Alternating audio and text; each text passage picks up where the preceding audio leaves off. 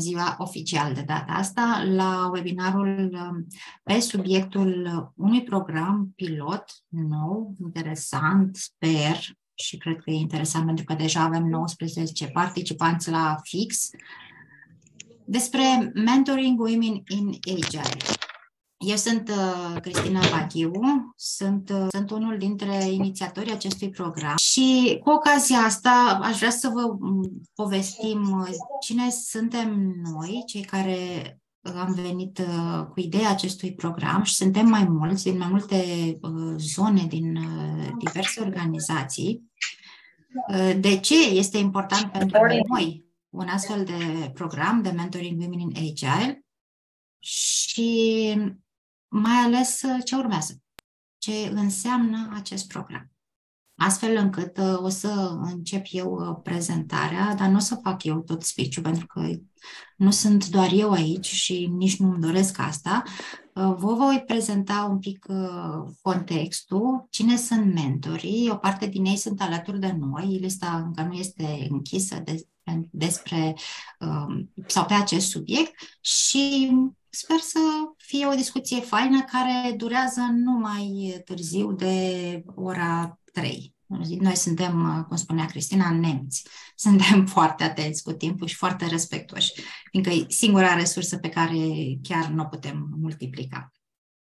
Astfel încât, fără alte introduceri, aș vrea să vă zic încă o dată bine ați venit în cadrul acestui webinar, unde vrem să prezentăm un concept pe care eu personal l-am simțit ca util în alte perioade ale experienței mele și nu l-am avut. Sau nu l-am avut aici aproape cu niște oameni față de care se pot dezvolta și o relație personală, nu doar prin ecran. E vorba de programul Women in Agile, mentorat pentru doamnele care își doresc sprijin să dobândească, să își dezvolte, să își identifice poate un parcurs relevant în zona aceasta a agilității. Și o să vedeți, pornind de la organizațiile care ni s-au alăturat în acest program, că agilitatea e o pălărie mult mai mare poate decât și-ar dori sau ar putea crede unii dintre noi. Și aceasta este agenda. O să trecem un pic prin conceptul de mentoring, dar foarte, foarte scurt, doar ca să înțelegeți poziționarea rolului unui mentor în acest program. O să trecem un pic prin subiectul nevoii, de unde a venit ideea și de ce considerăm noi că este de ajutor un astfel de program pilot de Mentoring Women in Agile, câteva idei legate de legătura între mentoring și agilitate, cine sunt mentorii, cred că vă așteptați să vedeți și, bineînțeles, cum se derulează acest program. Înainte de asta, foarte pe scurt, vreau să vă trec prin organizațiile care ni s-au alăturat și pentru care un asemenea program este relevant și de aceea au venit și ne-au ajutat cu oameni, cu know-how-ul lor. Unul dintre inițiatori este comunitatea Agile People România, al cărei cofondator sunt și eu. Ne place să spunem că suntem prima comunitate și singura de agilitate de business din România. Și noi când vorbim de Agile, nu vorbim de practică agilă într-un domeniu tehnic, ci vorbim în primul rând de mentalitate agilă, despre ce înseamnă să fie un business, o organizație în întregime agile și mai ales despre cum este să fii tu agile la nivel personal și chiar să poți fi adaptabil și să te reinventezi mereu. O altă organizație care ni s-a alăturat este EMCC România, European Mentoring and Coaching Council, care este din 2012, organizația de referință în mentoring, coaching și supervizare în România. Și cred că e foarte puternică alăturarea asta dintre organizație de mentoring și una sau mai multe organizații care promovează conceptele legate de agilitate. Dacă e, și am văzut câțiva colegi din EMCC România și eu sunt membru acolo și cumva am făcut această legătură. Poate ne spuneți câteva cuvinte despre EMCC? Pot să spun cu doar plăcere o frază. Câteva cuvinte. Avem accent pe zona de diversitate de concepte și cred foarte tare în apropierea dintre ideea și spiritul și metodologia Agile și ceea ce face EMCC, atât la nivel de model de coaching, cât și la nivel de team coaching. Și mă bucur să văd proiectul ăsta pe picioare și să-l susținem. Mersi frumos! Super! Și eu mulțumesc! O altă organizație care ni s-a alăturat este Global Women in Tech și aici sunt sigură că am văzut-o pe Simona. Bună, Simona! Spune-ne și tu un pic despre organizație. Da, m-am conectat și eu. Mulțumesc pentru invitație, în primul rând, și pe toți. Și mă bucură parteneriatul nostru. Global Women in Tech se alătură inițiativei din dorința de a ajuta și de a contribui la tot ce înseamnă comunitate Agile pentru Women in Agile, prin expertiza pe care o avem noi. Și modul în care ne vom implica este prin prezența mea în programul acesta, în calitate de mentor, fiind cu experiență eu destul de bogată în domeniu și cam cred că asta este pentru început despre mine. Super. Mulțumim frumos, Simona. Și eu. Eu întotdeauna am două pălării cel puțin și în povestea asta am venit și cu pălăria atelierului de idei care ne-a ajutat să facem toată promovarea și designul de program. În atelier considerăm că misiunea noastră este să fim o agenție de inovare și cultură Agile și să dezvoltăm tot felul de practici cât mai moderne și digitale pentru a susține mentalitatea agilă în România. Și ultima organizație de la care încercăm să luăm deschiderea asta către domeniul tech este Digital Innovation Zone, un hub european de inovare și transformare digitală. Deci am implicat atâtea organizații pentru că le-am implicat cu oameni și cu perspective cât mai complexe. Și întotdeauna când aduci mai multe perspective, te asiguri că poți să construiești ceva valoros pentru cât mai mulți oameni și cât mai multe contexte. Cum am prezentat la început, vorbim de un program de mentorat. Nu vorbim de un program de coaching, nu vorbim de un program de training, vorbim de ceva foarte țintit care să susțină într-o relație partenerială mentor-mentee un număr de doamne care își doresc să se dezvolte în direcția aceasta a agilității. Și cumva, ca să vin și eu cu o notă personală, noi de mult timp încercăm să promovăm acest rol de Agile People Coach. E derivat din rolul de Agile Coach, care poate vă este cunoscut și care are o sumedenie de pălării. Credem că în organizațiile actuale, în care lucrurile dimineață nu mai sunt la fel cum erau aseară când am plecat acasă, deci schimbarea este extrem de dinamică și de foarte multe ori total neprevăzută, este nevoie ca mult mai mulți dintre noi să-și asume, oficial sau neoficial, acest rol de ghid, de coach al organizației lor sau măcar a acele părți în organizație pe care o pot gestiona. Și acesta este rolul de, zicem noi, de Agile People Coach, care trebuie să înțeleagă și într-o măsură mai mare sau mai mică, depinde de specificul organizației și perspectiva agilă, să înțeleagă mentalitatea în primul rând și să trăiască principiile agile și în același timp să-și asume pe rând atunci când are nevoie o sumedenie de alte roluri, fie cel de coach, fie cel de facilitator, fie de cel de navigator al sistemului, de observator, de ghid, de mentor, de trainer, de lider, dincolo de rolul său funcțional. Și în exemplul de pe ecran vorbim despre un profesionist HR care, pentru a putea într-adevăr să sprijine organizația, ar trebui să cunoască și celelalte roluri.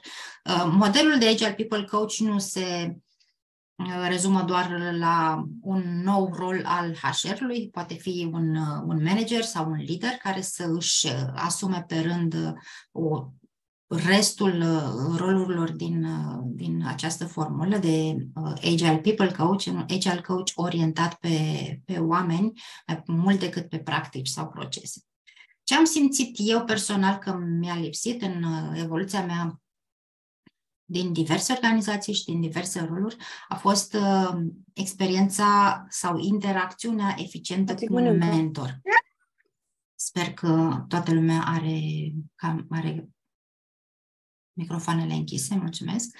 Un mentor care să mă ajute să înțeleg optim când ar trebui să-mi schimb poate aceste pălării, când ar trebui să mă arunc într-un program de învățare, când ar trebui să încep să prioritizez sau pur și simplu să mă ajute să-mi clarific anumite perspective sau anumite direcții din prioritățile mele profesionale.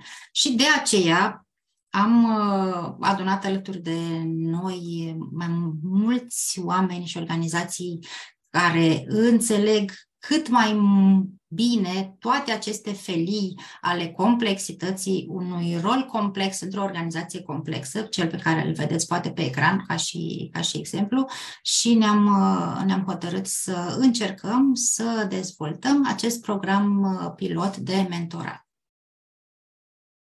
Eu vorbesc foarte mult pentru că sunt pasionată de subiect și când sunt pasionată de subiect sunt destul de greu de oprit, dar vă asigur că vom avea și spațiu pentru întrebări în următoarea parte a întâlnirii noastre.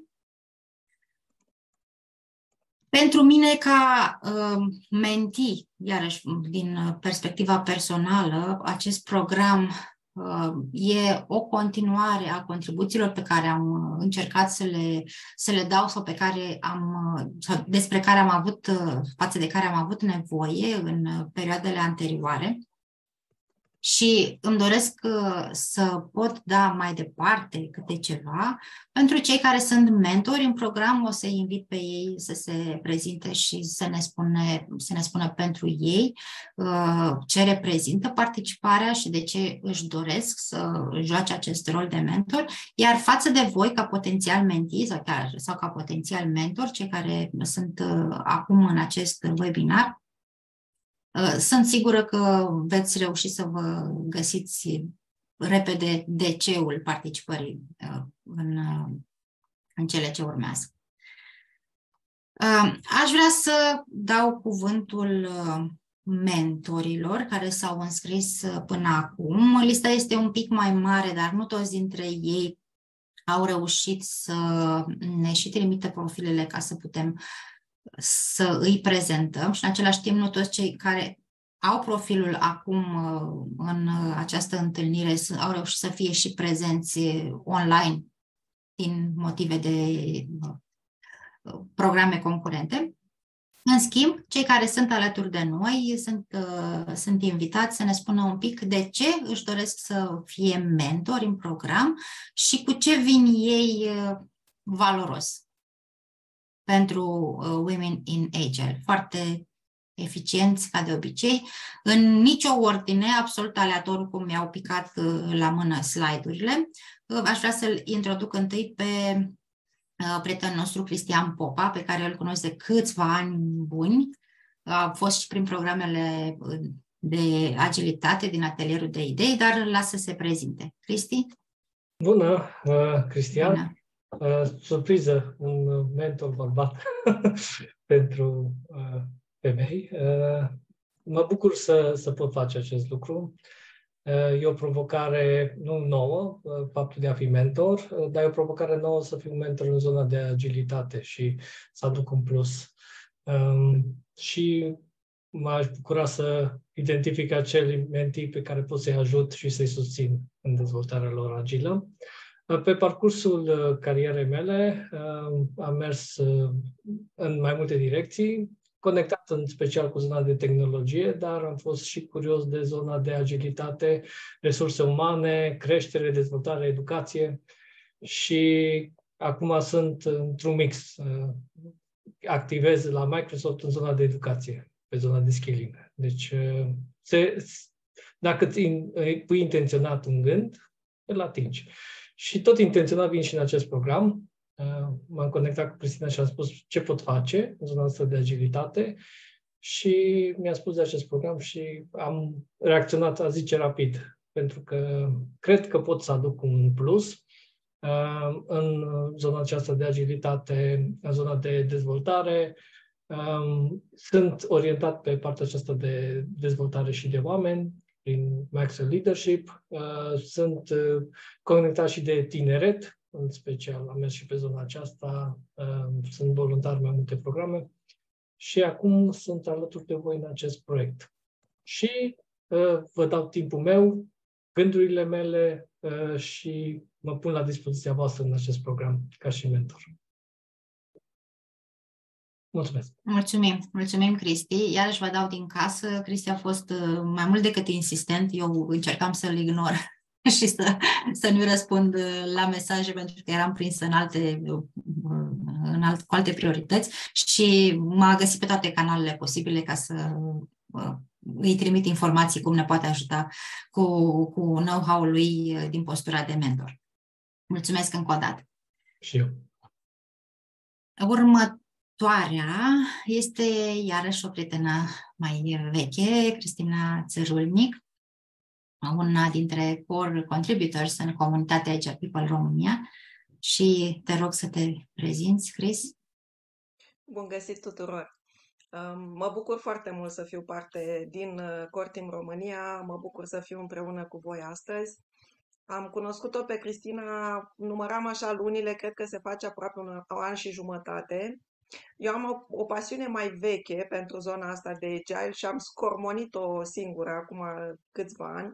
M-am bucurat foarte mult să văd acum vreun an și ceva că a reușit Cristina să aducă o certificare din afară, Agile People.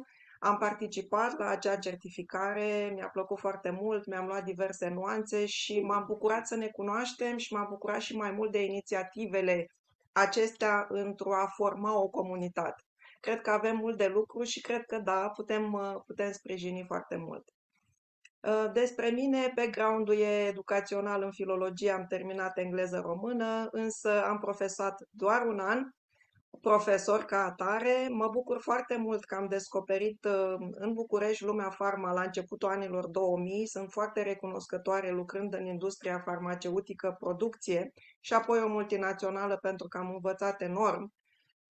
Era o echipă formată dintr-un președinte american și echipa de director și cred că fără să-mi dau seama la momentul ăla m-am format, cred că mi-au fost mai mulți dintre ei mentori și au făcut asta în mod natural, am copiat comportamente și simt că m-au ajutat foarte mult în următorii ani, pentru că în ultimii aproximativ 14 ani activez în industria de learning și development și zic în industria de learning și development pentru că am mai multe pălării, atât promovare, vânzare de proiecte în învățare, în organizații din toată țara, deci am lucrat în organizații în toată țara, în domenii diferite, cu profile diferite și cu generații diferite din organizații, așa cum se prezintă astăzi capitalul uman. Asta a fost o pălărie. Altă pălărie este managementul de proiect, pentru că trebuia să gestionez ceea ce promovam, vindeam la clienți. O a treia pălărie ar fi co-design, co-creare împreună cu colegii mei. Practic dezvoltam programele, nu neapărat lucram ready to go, așa pe off the shelf, programe ci customizate în organizațiile respective. Și doar una dintre pălării era și cea de trainer, facilitator, alta fiind mentor și coach, pentru că oamenii căpătând încredere, și cred că acest trust, încrederea, e o componentă din Agile, cumva vin în mod firesc, natural către tine, după ce au lucrat în programele sau în timp ce lucrează în programele de învățare cu tine. Așa mi-am dezvoltat, fără să-mi dau seama, abilități în zona asta, mentoring, coaching, enabler. De ce în programul acesta? Cred că chiar am și scris, o să apară în comunitatea noastră, probabil că o să apară primul articol, ne propunem să comunicăm mai mult în comunitatea noastră Agile. Cred că îmi place foarte mult această definiție a iubirii. Iubirea fiind, pentru mine, m-am regăsit în acea definiție, dăruirea a ceea ce poate ai acumulat până acum și ești până acum și poate vei deveni, dăruirea asta către alții, fie că e în familie, copil sau că sunt oameni juniori la început de drum sau alți colegi care își doresc. Asta mi s-a părut o definiție foarte frumoasă, iubesc oamenii și aș vrea să le pot dărui din ceea ce sunt și știu până în momentul acesta. Asta a fost motivația mea cea mai puternică. Pe zona de mentoring am lucrat foarte mult cu HR care sunt la început de drum, de exemplu, sau HR care sunt specialiști, fie pe admin sau pe recrutare și aveau nevoie să își dezvolte și alte abilități pe celelalte funcțiuni din HR, sau pe validare de procese, cum ar fi performance management, talent management, comp and ben la nivel strategic cu seniori din HR. Nu în ultimul rând, mentoring-ul se întâmplă și cu people manager de la first line management și middle management, care, vă spuneam, capătă încredere în tine și cumva vin cu întrebări. Cum să fac asta, cum să fac asta? În legătură cu echipa lor, în legătură cu șefii lor sau în legătură chiar cu cariera lor. Să mai stau aici, să plec, cum vezi tu lucrurile, ceva de genul ăsta foarte, foarte aplicat, întrebări foarte, foarte specifice. Cam atât despre mine și despre ce aș putea oferi. Suntem aici împreună și abia aștept să aud următorul mentor. Mulțumim, Cristina. Mulțumim. Give before you get. Eu așa îi zic foarte sintetic la această abordare și noi cam așa am și crescut până acum în ultimii ani, ca și comunități. Întâi am dat,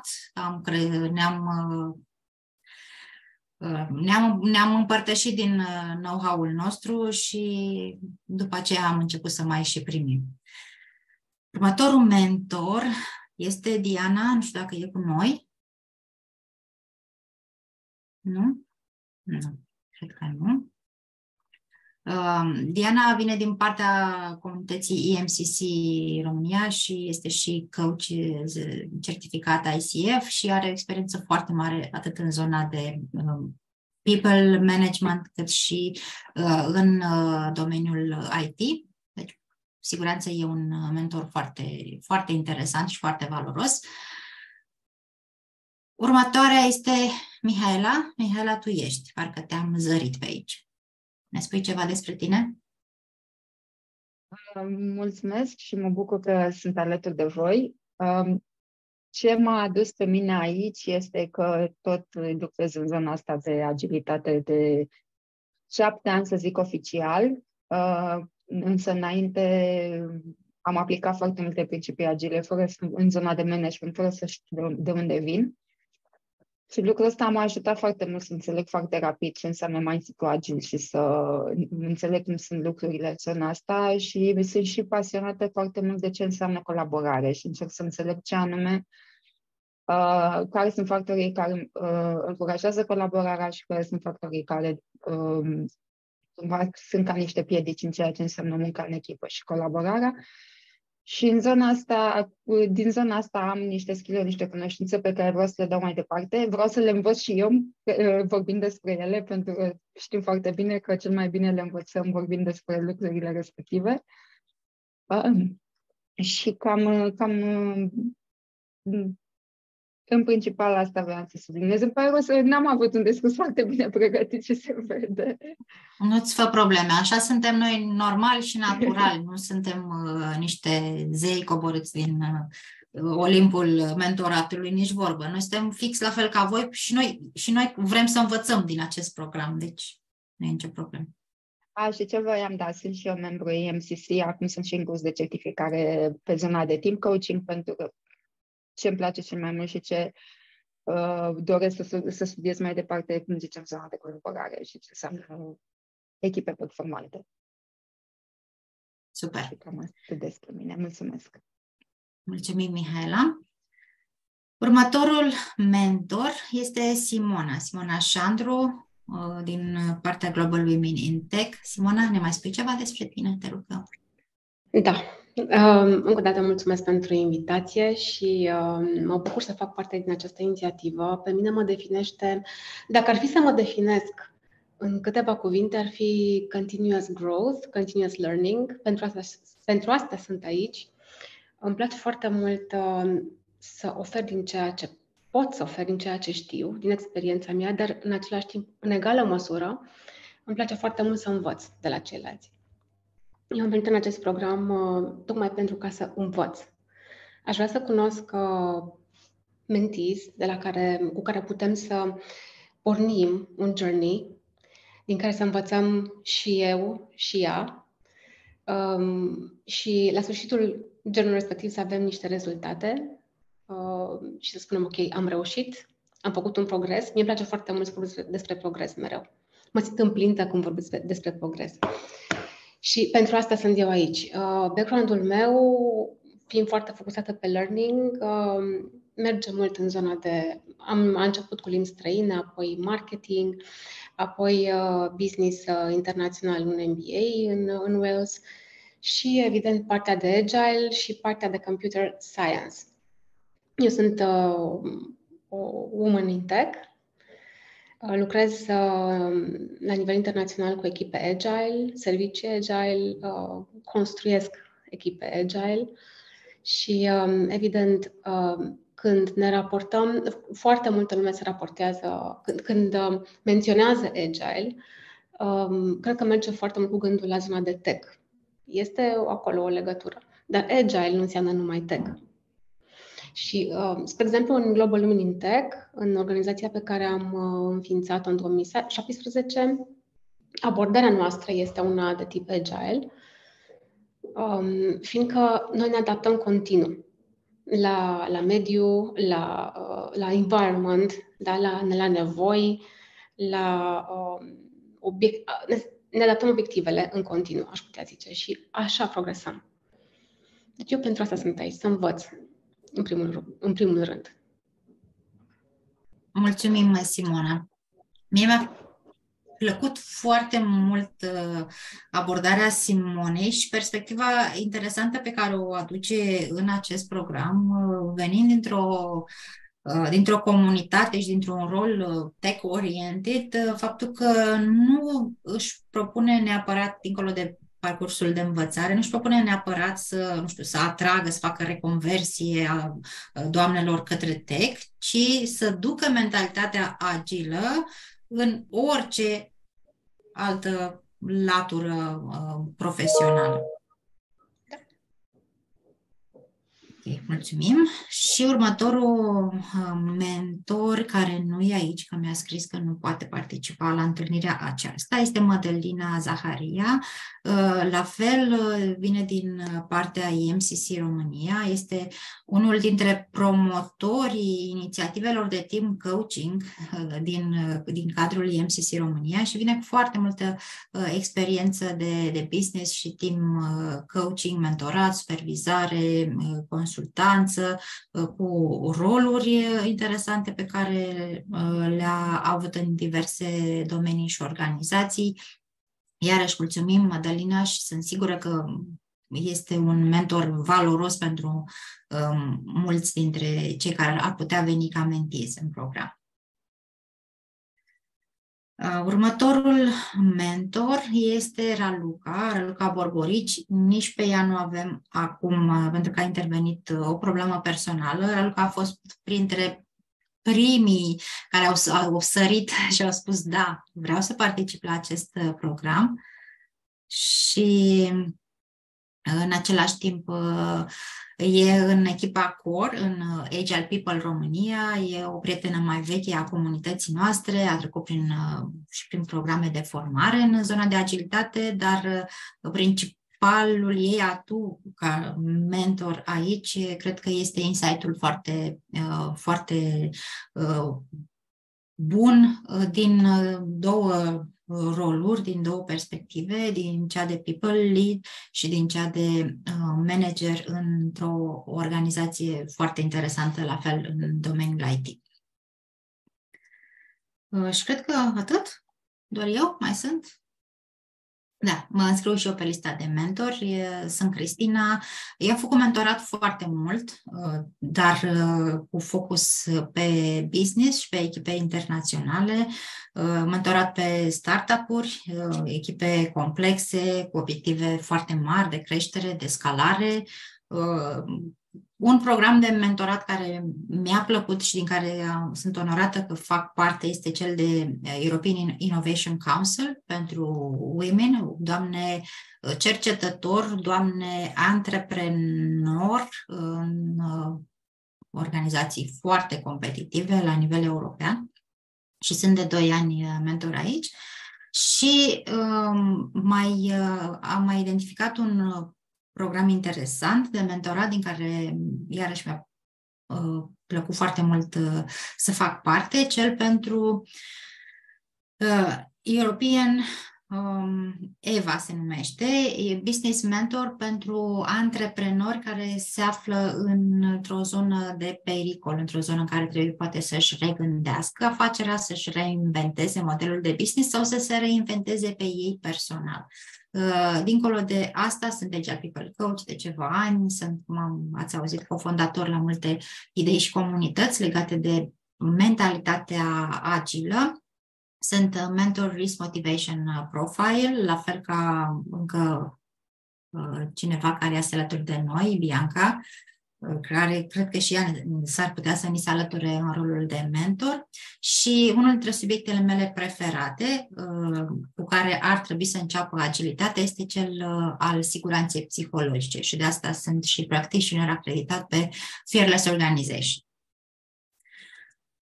Foarte pe scurt, aș vrea să vă mai trec prin câteva idei legate de mentorat, ca după aceea să putem merge în zona de întrebări despre program. Mentoratul nu e coaching, e totul altceva și pentru mine personal și pentru proiectele pe care le-am dezvoltat, mentoratul s-a dovedit uneori chiar mai util decât o relație cu un coach, pentru că ajută să ghidezi mai repede proiectul, persoana, echipa sau chiar organizația spre progres, cum spunea Simona, spre realizarea unor obiective relevante.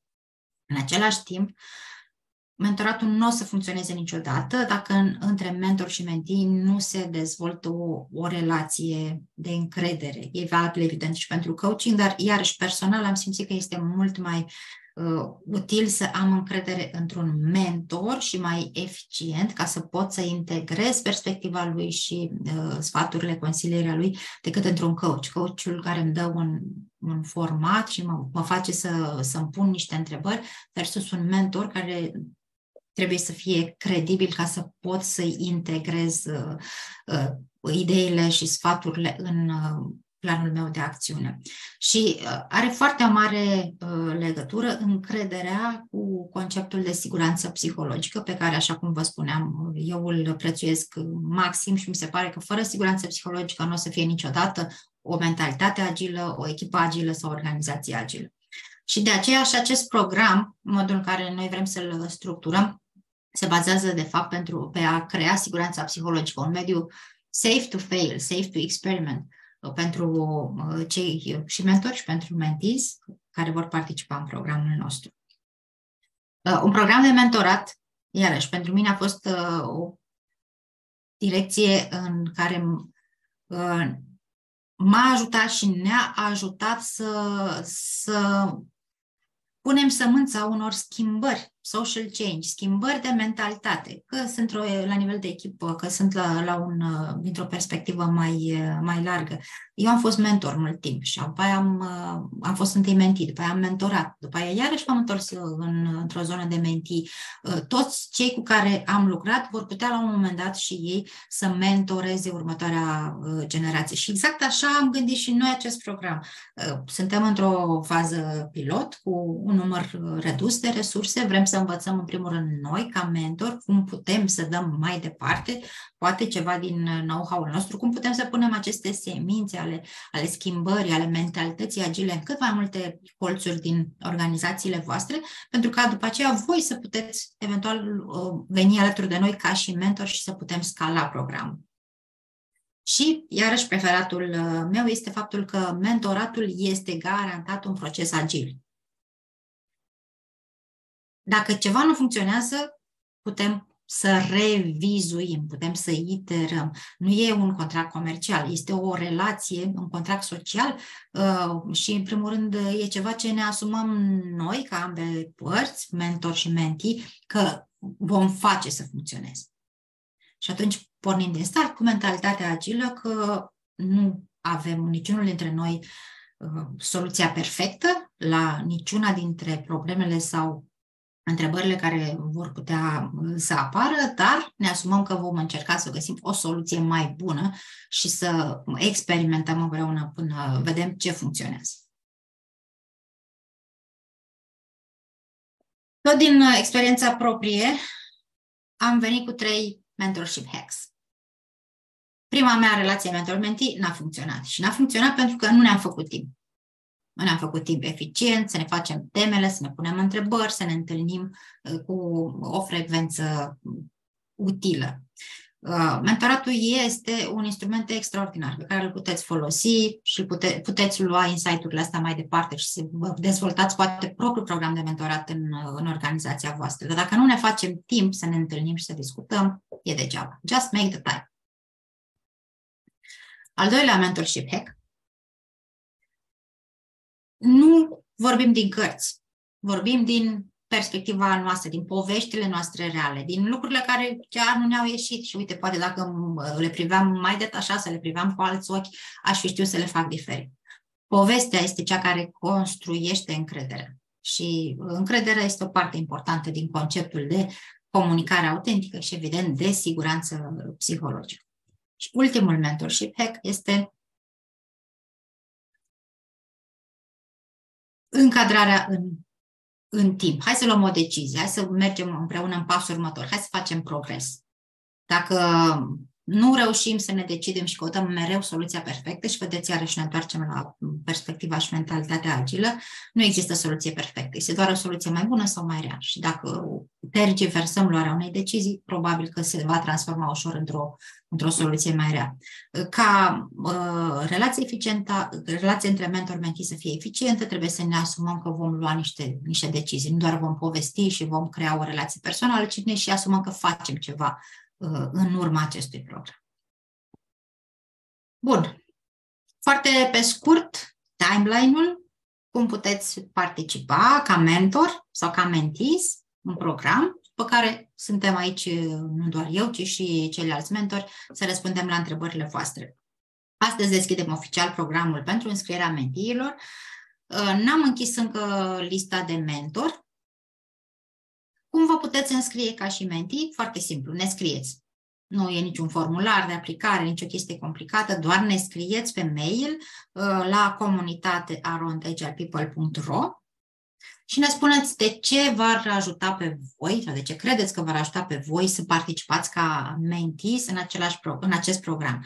Aceeași abordare cred că o putem avea și pentru cei care își doresc să ni se alăture ca și mentori. Ne scrieți și vrem să cunoaștem cât mai mulți oameni faini și să înțelegem cum putem să creștem împreună această comunitate, care de fapt deja vedeți că e formată din vreo 3 comunități. O echipă de echipe. Și iarăși, suntem în varianta aceea faină de mentalitate agilă și oameni care vin pentru că încearcă să înțeleagă ce pot ei să învețe de aici ca să crească. Am vrea să nu ținem lista deschisă de mentees foarte mult, deci cumva săptămâna viitoare să închidem înscrierile. De ce? Pentru că, în primul rând, sunt locuri limitate, avem resurse limitate, deci și locuri limitate. În al doilea rând, dacă nu ești decis că ți se potrivește acum, probabil că nu vei fi decis nici peste 2-3 săptămâni și o lună. Dacă e momentul potrivit acum pentru tine să intri în program, e perfect. Dacă nu, să sperăm că vom putea să scalăm sau să repetăm experimentul și atunci va fi un moment și mai bun pentru tine. Până undeva în perioada Paștelui, dar nu de sărbători, încercăm să evaluăm aplicațiile și să facem un matchmaking între mentor și mentee. Va fi un proces deschis, transparent, pe niște criterii obiective pe care noi le punem. Cel mai important obiectiv ar trebui să fie relevanța și faptul că există motivație din ambele părți să intre într-o relație de mentorat. Iarăși vă zic din casă, am participat în programe de mentorat în care erau mai mulți mentori decât mentees și nici asta parcă nu e în regulă. Ne dorim mentori motivați și mentees motivați. Cum vom derula programul? Încercăm să îl încadrăm în timp foarte bine, ca să putem să învățăm împreună mai repede. Vom începe cu un workshop după sărbători, după Paște, online, pentru mentor și mentees și vom stabili o frecvență de întâlniri, probabil lunare, cu ceva teme, activități, lucruri de gândit între aceste întâlniri pentru următoarele 3 luni. Nu l-am gândit ca un program foarte intens, ca și timp și resurse, pentru că este un program gratuit, este un program pe care noi vrem să îl susținem ca și comunități și din el vrem și noi să învățăm dacă e bine, dacă e util și în același timp vrem să avem alături de noi un număr mic, maxim 10 mentees, dar care să fie motivați să parcurgă programul și mai departe poate chiar să devină mentori în următoarea iterație. Ce trebuie să rețineți voi? 3 luni de program, 10 mentori, 10 mentees, un număr rezonabil de ore și întâlniri care în principiu vor fi discutate între mentor și mentees. Noi punem doar o limită minimă și foarte multă deschidere și interes din partea noastră de a face din acest experiment un proiect scalabil și care să fie repetat și mai târziu. Întrebări? Sper că sunt întrebări, că dacă nu sunt, înseamnă că nu este foarte mult interes. Cum vi se pare acest program și ce ați vrea voi să vedeți în el? Sau orice altă întrebare pe care o putem ridica acum. Bună, eu am o întrebare.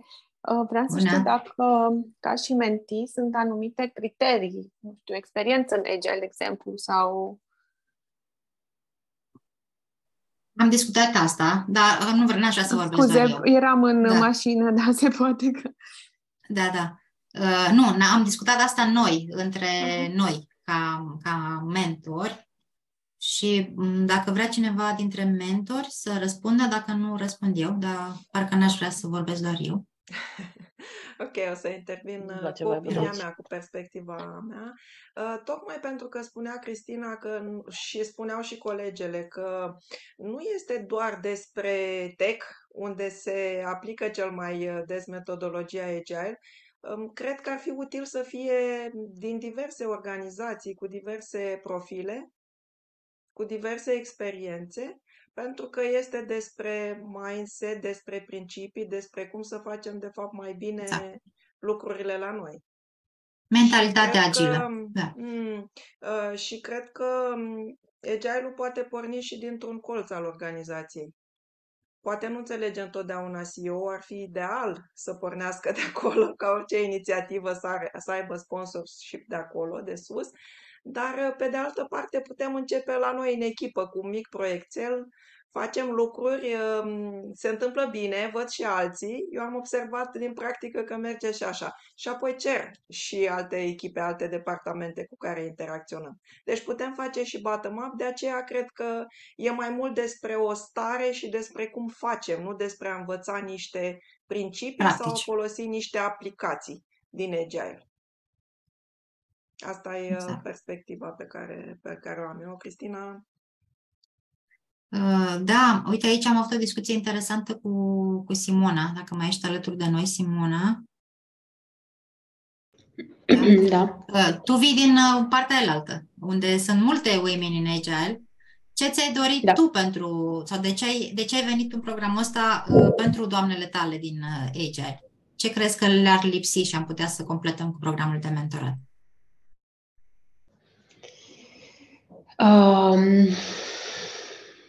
Pentru doamnele din Agile, ai spus, depinde care... Doamnele din tech, doamnele tale din tech, care știu foarte bine, poate, practici agile, știu toate ceremoniile, știu multe lucruri pe care eu personal nu cred că le voi face vreodată. Dar poate le lipsește ceva și mentoratul ăsta le ajută? Da, cred că un lucru foarte important pe care e de fapt un pattern pe care eu îl văd. E vorba de un mindset. Cel mai greu de construit în Agile, indiferent de framework-ul pe care îl folosim, este mindset-ul. Și ne chinuim de foarte multe ori să adoptăm un framework pe care să-l implementăm foarte bine, eficient, dar ne lipsește mindset-ul. Cred că aici e foarte mult de lucru. Și aici mi-ar plăcea tare mult să contribuim. Și referitor la întrebarea care a fost pusă mai devreme, de cum vedem un progres, pentru că eu vorbesc foarte mult despre progres. Mie îmi place foarte mult să lucrez cu KPIs. Și eu, în orice journey pe care l-am cu un mentee, stabilesc KPIs de la început, facem un tracking pe KPIs și apoi, după 3 luni, 4, 5, 6, depinde de journey-ul nostru, tragem o linie și vedem unde suntem. Cred că în momentul în care din programul ăsta fiecare dintre noi pleacă cu cel puțin un lucru pe care îl poate implementa right away, este un câștig pentru noi toți. Dacă plecăm fără lucruri pe care le putem implementa sau fără lucruri pe care să le fi învățat, adică că n-a fost eficient. Ce ar trebui să improve. Eu mereu o să mă auziți vorbind despre improvement-uri, despre experiențe. Eu nu cred în failure. Eu mereu cred în experiențe și din experiență înveți foarte mult. Și let's do it. Eu abia aștept. Super, foarte fain. Ambele perspective foarte faine. Mulțumesc, Cristina, mulțumesc, Simona. Mai avem ceva întrebări? Bună ziua! Nu este neapărat o întrebare, bună, sunt Oana, este un feedback. Mi se pare un program foarte interesant, pentru că eu personal cred foarte mult în knowledge sharing. Cred că învățăm unii de la alții și știu că am auzit foarte mulți mentori care au subliniat acest lucru, că ei sunt aici și pentru propria lor învățare. Cred că dacă împărtășim experiențe și moduri de lucru, nu facem decât să stăm să ne îmbogățim și mi se pare foarte valoroasă ideea și programul și felicitări. Mulțumim, Oana. Și mai văd o mânuță ridicată de la Flavia. Bună. Tot așa, plecând de la prima întrebare vis-a-vis de profile sau experiențe spate așteptate pentru mentii, eram curioasă dacă se așteaptă la o eventuală structură de a trimite mail-ul respectiv sau este doar suficient, salut, vreau și eu acolo și pick me și... ok. Exact. Deci nu vrem să ne formalizăm, e vorba de o expresie de interes. Noi trebuie să înțelegem care e relevanța pentru tine, cât ești de interesată și bineînțeles că vom avea și o discuție după aceea de explorare. Aha, ok, bine, mulțumesc. Da. Alte întrebări? Revin să vă readuc aminte deadline-urile. Vrem să ne hotărâm destul de repede și prin a ne decide destul de repede, cred că înseamnă să fiți și voi hotărâți că puteți participa în program și vă doriți lucrul ăsta ca mentis sau ca și mentor. Ca urmare, stop înscriere mentis săptămâna viitoare. Vom face evaluări. Vedeți că avem o perioadă destul de lungă de evaluări, 10 zile, pentru că vrem să vă cunoaștem și probabil că o să fie ceva întâlniri așa one-to-one sau one-to-few cu cei care își doresc să participe din ambele ipostaze, mentor sau mentee. Și workshopul online va fi pe 20 aprilie între noi, da? Deja nu mai deschidem ușa decât grupei care lucrăm, astfel încât să avem rezultate. Angie, văd o mânuță ridicată. Eu aș vrea să întreb, în cazul în care mă voi hotărâ pentru acest curs. Spune-mi, te rog, în momentul... E program de mentorat, Angie, nu e neapărat un curs. Scuză-mă, da.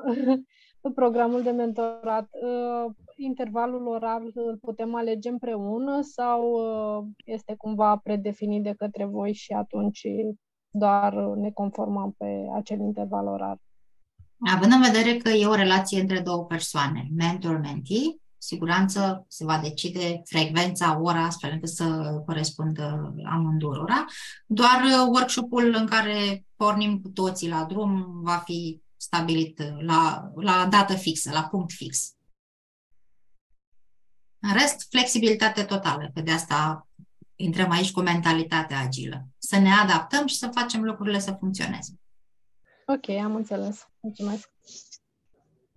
Dacă nu mai sunt alte întrebări, eu aș zice să închidem aici. O să publicăm și pe paginile noastre, agilepeople.ro în principiu, cred că asta va fi canalul principal de comunicare, și MCC România, dacă ne ajută colegii din MCC, informațiile despre program, dar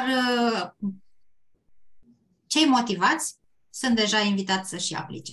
Mail la comunitatea rondagilepeople.ro în care vrem să vă cunoaștem. De ce credeți că v-ar ajuta acest program sau de ce vreți să contribuiți ca mentori în program? Paula zice că s-a și înscris. Super! Super, Paula. Ok. Mulțumesc frumos tuturor pentru timp, mulțumesc mentorilor, mulțumesc celor care n-au reușit să fie alături de noi, dar ne-au scris pe toate canalele că sunt interesați, vor să fie mentori, vor să fie mentees. Hai să nu lăsăm efervescența asta să dispară și să o punem în slujba mentalității noastre agile. Mulțumesc tuturor!